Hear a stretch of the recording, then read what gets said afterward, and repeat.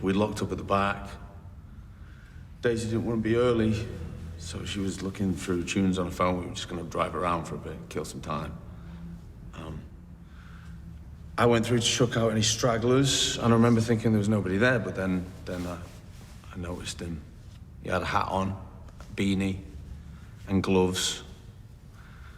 And I thought he must be leaving because of the gloves.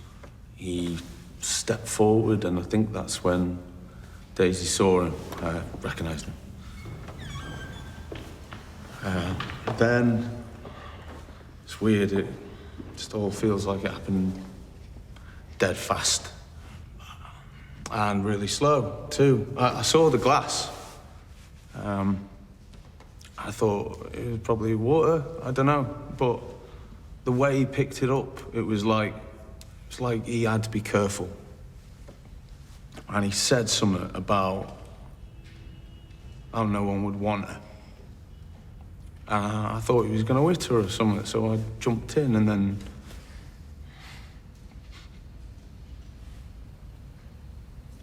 Sorry.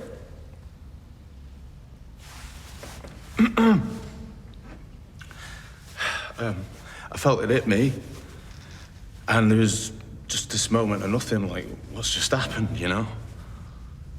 And then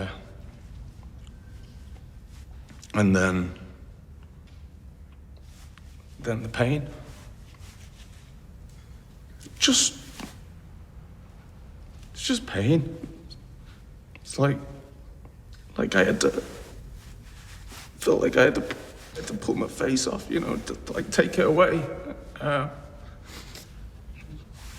Sorry. Sorry, I can't describe it, right? Can't describe it. It was hell. For someone to use a corrosive substance as a weapon, they must be a very angry person. A cruel person. Yeah, he is.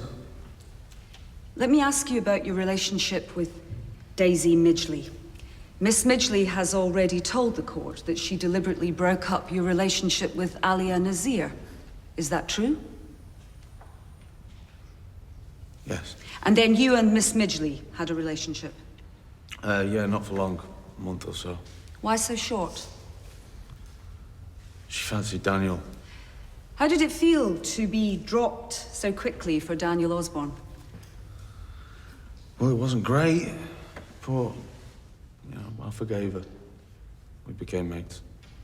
And you were the person Miss Midgeley chose to spend her last hours of being single with at the pub? I was giving her a lift. The wedding car got nicked. I'm sure there were other options. A taxi.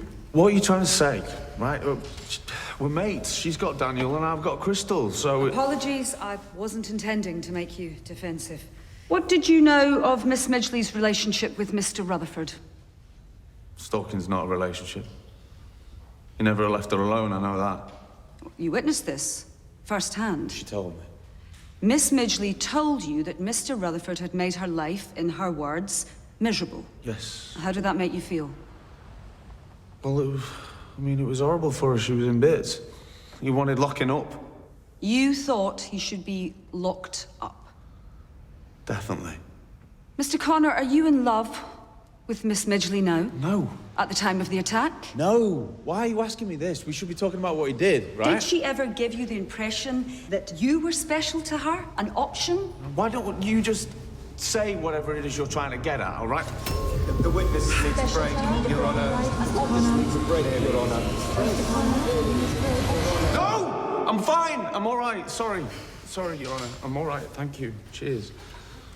Stop picking on him. Do you know what the substance was that caused your injuries? Sulfuric acid. Which is an active ingredient in some industrial cleaning products, those used for drain clearing and, for example, the pipe cleaning process of public houses. What are you saying? Justin nicked it from the pub? Were you aware of this substance on the premises? No.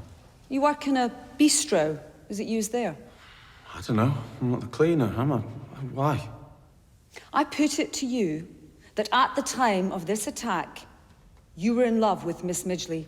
No, No. That you were furious at the frankly hysterical drawing that Miss Midgeley had made of Justin Rutherford, painting him as an aggressive, relentless stalker, calling upon you for protection. What? Is it not true that Miss Midgeley told you Mr. Rutherford was likely to turn up and prevent her from marrying Mr. Osborne? No. She ensured he would indeed turn up by letting him believe that she had feelings for him, because you and she planned on teaching him a lesson, did you not? This is lies. It was you, was it not, who sought out the corrosive substance? Me? Or Miss Midgeley on your behalf, with the explicit aim of harming the defendant, but in the scuffle that ensued, the substance landed on you. Saying I did this to myself, yeah. You saying I burnt my own skin, yeah? Please remain calm, Mr. Connor. Sorry. Did you and Miss Midgeley plan an attack on Mr. Rutherford together? Or was it all your own work? Your Honor, I must I protest. didn't plot anything. How can you just stand there and spit this right? He's a monster, yeah? You're defending a monster, do you know that? Please, Mr. Connor, or I will have to have you removed from court. As I said earlier, whoever committed this act must have a lot of anger in them. And I only see one person in this courtroom who has shown such volatility, and it isn't Mr. Rutherford. No further questions. Mr. Connor, you are excused.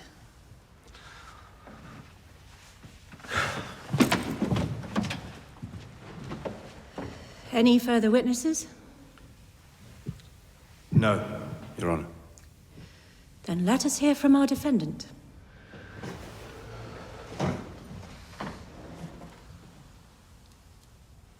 Talk us through what happened that day. I went to the pub. She knew that I'd come. The last time I saw her, she'd been having second thoughts about the wedding, so I sat by the bar and I waited to see her, just to talk. I didn't know he'd be there. Ryan Connor. She had him under her spell too. Probably wound him up the way she had Osborne, saying that I was stalking or harassing or whatever. He saw me and he went into the back. Came back with this glass and he put it on the bar. Clear liquid.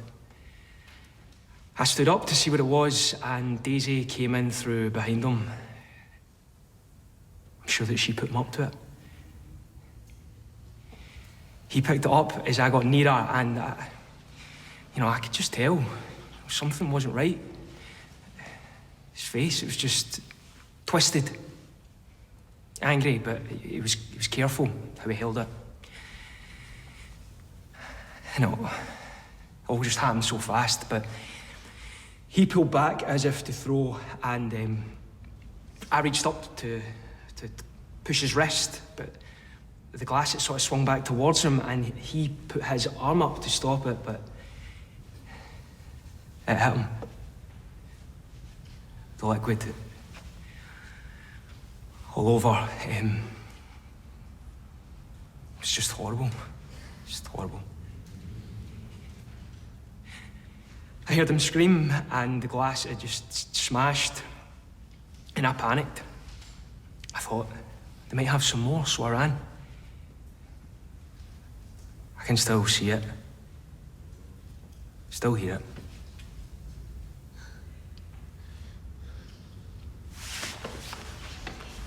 He's gonna get away with this, isn't he?